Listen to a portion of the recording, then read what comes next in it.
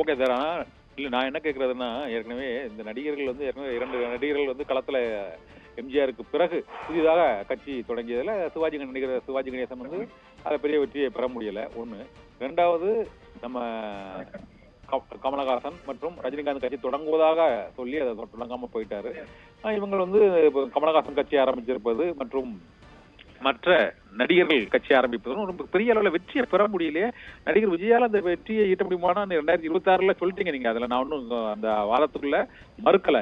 இருந்த போதிலும் அவர் இந்த இத்தகைய முடிவுக்கு வந்து களமிறங்குவது இன்னும் 2 ஆண்டுகள் அதற்கான கால அவகாசம் இருக்கிறது.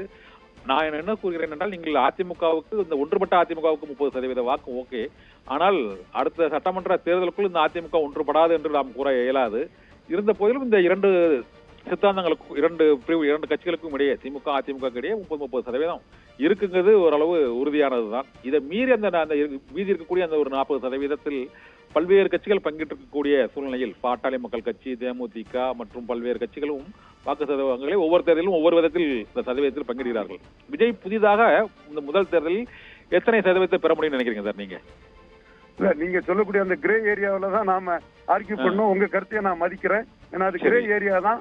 24க்கு மேலதான் அது தகர்ந்ததா இல்லையா, எடப்பாடி ஸ்டாலினுக்கு இணையான தலைவர் இல்லை என்ற ரவீந்திரன் துரைசாமி கருத்து உண்மையா இல்லையா என்பது உறுதிப்படும். அந்த வகையில் கண்ணன் அவர்கள் கூறக்கூடிய கருத்தை நான் மறுப்பதற்கு இல்லை. 24 தான் ரிசல்ட் தெரியும். இந்த வகையில அது அந்த வகையில 24 பார்த்த பிறகுதான் நாம் விஜயோட இதை நம்ம சொல்ல முடியுங்கிறத திரும்ப நான் சொல்றது லாஜிக்கா தான் நான் சொல்றேன்.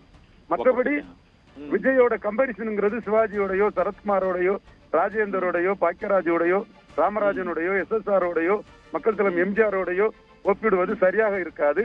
அவர்கள் இன்னொருத்தரை தலைவராக ஏற்று வந்தவர்கள் தான். ஏன் இன்னைக்கு எம்ஜிஆர் விட விஜயகாந்த் இதுக்கு நினைவிடத்துக்கு பெரிய கூட்டம் வருதுன்னா, எம்ஜிஆர் அண்ணாவின் சீடரா இருந்து வந்தவர் தான். ஆனா விஜயகாந்த் தானே தலைவராக அவருக்கென்று ஆட்களை எடுத்து வந்தவர்னால தான் இன்னைக்கு கோயம்பேட்டில் இன்னைக்கும் கூட்டம் இருக்கிறத நம்ம பார்க்க முடியும். பட் அவர் தனித்துவ தலைவராட்டு 10% தான் எடுத்தாரு.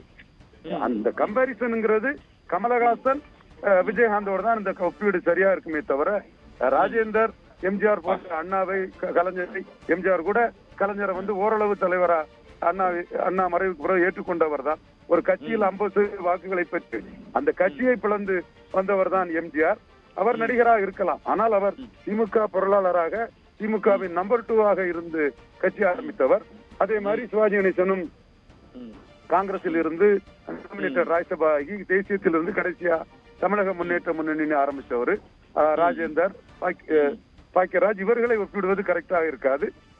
பாப்புலாரிட்டி உள்ள 2 பேரும் வாக்க நிரூபிச்சிருக்கிறாங்க. ஒன்னு விஜயகாந்த், ஒன்னு கமலஹாசன். அதே மாதிரி விஜயும் நிரூபிக்கலாங்கிறதான் என்னோட ஒரு கருத்தா இருக்குது. விஜய் மட்டுமல்ல, அந்த இடத்துக்கு வரக்கூடிய இன்னும் பாப்புலாரிட்டி உள்ள ஒரு நடிகரும் வாக்க நிரூபிக்க முடியுங்கிறதான் என்னுடைய ஆணித்தரமான கருத்து. கண்ணன். Okay sir. ஆனா அந்த சித்தாந்தம், கொள்கை எதுவும் இல்லாமல் இனிமேல் அது ஒரு கட்சியை தமிழகத்தில் வழிநடத்த முடியுமா சார்? கண்டிப்பா சித்தாந்தம் தேவை, கொள்கை தேவை. அதனாலதான் என்ன சொல்லி வருகிறாரு, எப்படி சொல்லி வருகிறாரு, இடதுசாரியா வலதுசாரியா, லிபரலைசேஷன் குளோபலைசேஷனுக்கு ஆதரவானவரா, லேபர் ஃப்ரெண்ட்லியா, ஹிந்தி படிக்கிறது நல்லதுன்னு சொல்றாரா, ஹிந்தி கூடாதுன்னு சொல்றாரா, இந்த மாதிரி சமஸ்கிருதம் நல்லதுன்னு சொல்றாரா, கூடாதுன்னு சொல்றாரா, இடஒதுக்கீடு கொள்கையில ஜாதி அடிப்படையில் இடஒதுக்கீடு சொல்றாரா, பொருளாதார அடிப்படை என்று சொல்றாரா? ஏன்னா சரத்குமார் போன்றவங்க எல்லாம் பொருளாதார அடிப்படை, ஹிந்தி படிக்க வேண்டும் என்று கூறியவர் தான். விஜயகாந்தும் ஹிந்தி படிக்க வேண்டும், திராவிட கட்சிகள் ஹிந்தி படிக்காமல், இந்திய படிக்க விடாமல் கருத்து விட்டாளர் எல்லாம் கூறியவர் தான் என்பது நமக்கு தெரியும். இந்த மாதிரி ஒவ்வொரு இஷ்யூலையும் அவர் என்ன சொல்றாரு, திராவிடரா, தமிழரா, மத சார்பின்மையா, இந்துத்துவாவா, லெப்டா, ரைட்டா, சென்ட்ரலா, இப்படி அவருடைய எந்த பிரிவு மக்களுக்காக அவர் நிக்க போறாரு, எப்படி நிக்க போறாருங்கிறதெல்லாம் பல இஷ்யூஸ்ல அவரோட கருத்து தெரிஞ்சுதான் வாக்கு வீதம் வரும். குறிப்பா க்ரௌட் புல்லிங் கெப்பாசிட்டி உள்ள ஒருத்தர் ஒரு 100% மக்களில் ஒரு குறிப்பிட்ட சதவீத மக்களை தன்னுடைய கருத்துக்களால் கவர முடியும் என்பதை விஜயகாந்தும் கமலஹாசனும் நிரூபித்திருக்கிறார்கள். விஜயகாந்தும் கமலஹாசனும் தமிழ் மண்ணில் நிரூபித்தது விஜய்க்கு ஒரு பிளஸ் ஆக நான் கருதுகிறேன். நன்றி சார்.